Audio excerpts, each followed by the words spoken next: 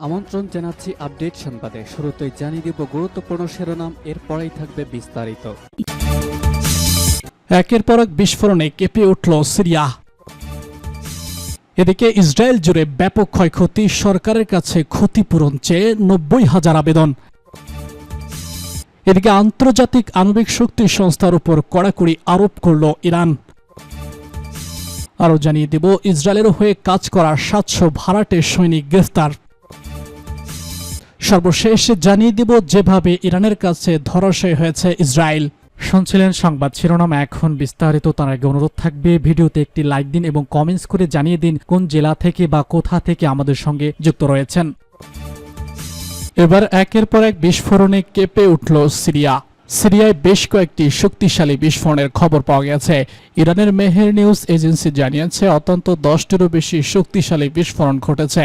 ওয়াকিবহলের সূত্র মতে গণমাধ্যমটি জানিয়েছে বর্তমানে ক্ষমতায় থাকা আল জোলানি বা আল শাবাব সরকারের সঙ্গে সম্পৃক্ত বিদেশি সশস্ত্র গোষ্ঠীগুলোর ঘাঁটিতে ধারাবাহিক এই বিস্ফোরণ ঘটেছে।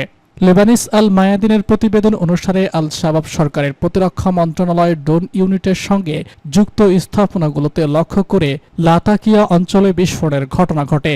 তবে এই ঘটনার সম্পর্কে আরও বিস্তারিত এখন প্রকাশ করা হয়নি। ইসরায়েল জুড়ে ব্যাপক ক্ষয়ক্ষতি, সরকারের কাছে ক্ষতিপূরণ চেয়ে 39,000 আবেদন।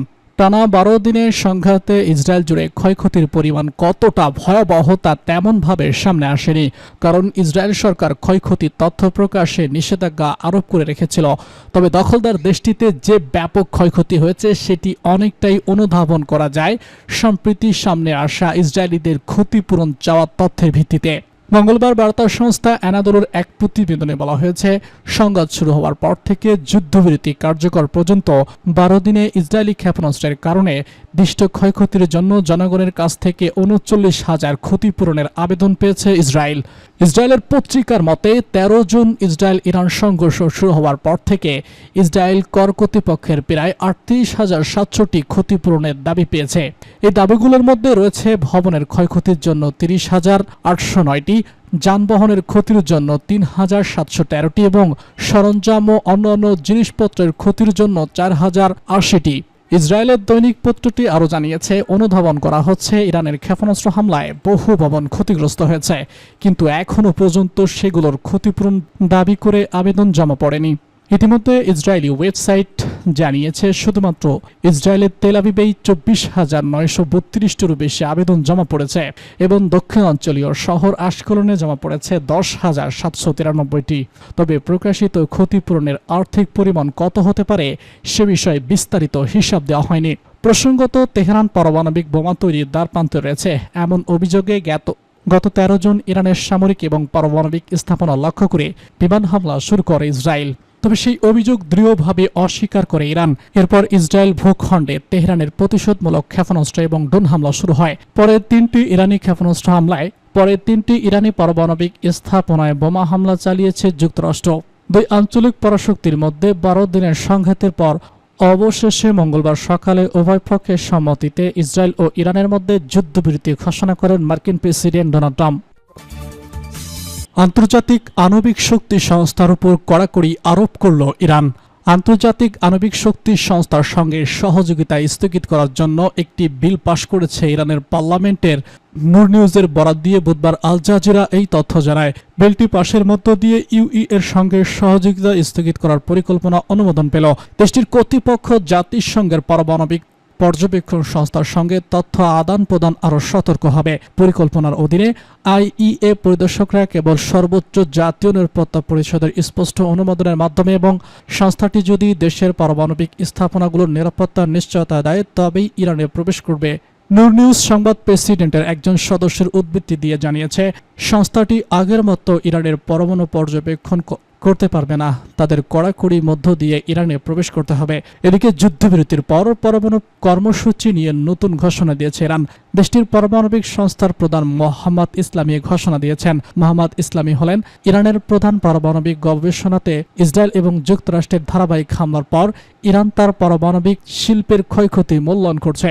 এছাড়া এটি পুনরুদ্ধারের জন্য প্রয়োজনীয় ব্যবস্থা গ্রহণ করা হয়েছে। তিনি বলেছেন, উৎপাদন এবং সেবার প্রতিক্রিয়ায় কোনো বাধা না হয় তা নিশ্চিত করার জন্য পরিকল্পনা করা হয়েছে।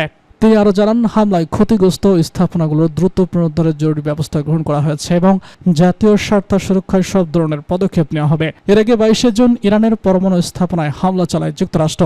দেশটি জানিয়েছে ইরানের 3টি পরমাণু স্থাপনায় হামলা চালানো হয়েছে। হামলার পর মার্কিন প্রেসিডেন্ট ডোনাল্ড ট্রাম্প জানান, ইরানের 3টি পরমাণু স্থাপনায় হামলা চালিয়েছে যুক্তরাষ্ট্র। এগুলো হলো ফোর্দো, নাতাঞ্জ এবং ইস্পাহান। ইসরায়েলের হয়ে কাজ করা 700 ভাড়াটে সৈনিক গ্রেফতার। ইরানে ব্যাপক ধরপড়ক চলছে। ইসরায়েলের হয়ে কাজ করার অভিযোগে শত শত মানুষকে গ্রেপ্তার করেছে দেশটির সামরিক বাহিনী। বুধবার সকালে স্কাই নিউজের তথ্যমতে এখনও পর্যন্ত 700 ইসরায়েলি ভাড়াটের সৈনিককে গ্রেপ্তার করা হয়েছে।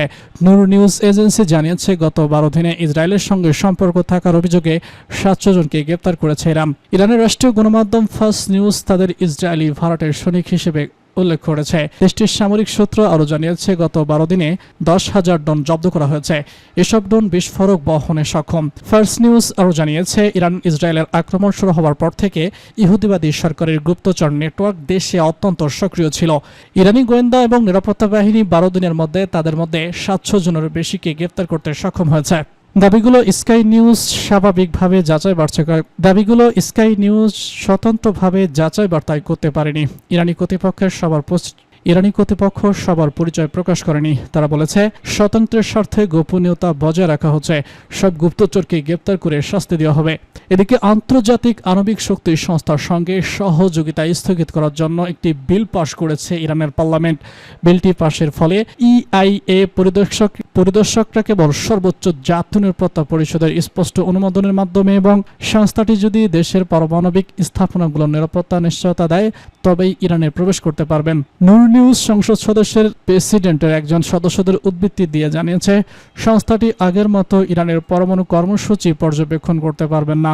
তাদের কড়াকড়ির মধ্য দিয়ে ইরানে প্রবেশ করতে হবে। যেভাবে ইরানের কাছে ধরাশায়ী হয়েছে ইসরায়েল। টানা 12 দিনের বিমান হামলার পর ইসরায়েল ইরানের বিরুদ্ধে তার ঘোষিত লক্ষ্য অর্জনে ব্যর্থ হয়েছে বলে মনে করছে আন্তর্জাতিক বিশ্লেষকরা।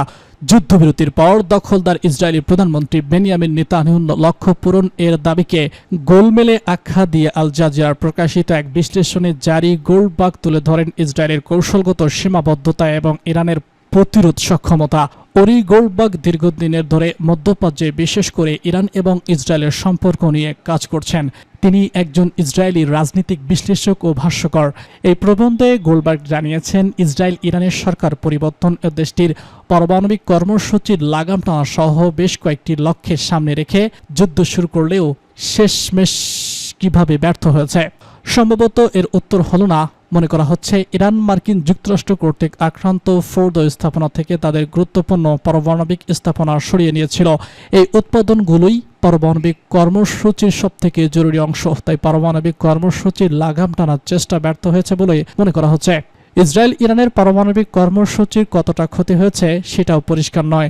ইসরায়েল মার্কিন যুক্তরাষ্ট্রকে রাজি করাতে পেরেছিল বাংকার ব্লাস্টার বোমা, ম্যাসিভ অ্যান্ড ফেন্সিভ ব্যবহার করে ইরানের পারমাণবিক স্থাপনাগুলোতে হামলা চালাতে। কিন্তু মার্কিন যুক্তরাষ্ট্র ইসরায়েলের হামলায় ক্ষয়ক্ষতি কতটা হয়েছে তা বের করা কঠিন হবে, কারণ ইরান সম্ভবত বাইরের কাউকে প্রবেশ করতে দেবে না। সহজ কথায় বলতে গেলে ইসরায়েল যা চেয়েছিল তার উল্টো ফল হয়েছে। ইসরায়েল ইরানের নিরাপত্তা বাহিনীর সামরিক নেতাদের হত্যা করে সরকার বিরোধী বিদ্রোহ শুরু করার চেষ্টা করেছিল। তাদের বিশ্বাস ছিল শত্রুর ঊর্ধ্বতম নেতাদের হত্যা করলে তাদের ক্ষমতা দুর্বল হয়ে যাবে, কিন্তু এই কৌশল এখনও সফল হয়নি। একমাত্র ব্যতিক্রম ছিল লেবাননের হিজবুল্লাহ নেতা হাসান নাসরুল্লাহর মৃত্যু, যা তাদের উপর প্রভাব ফেলে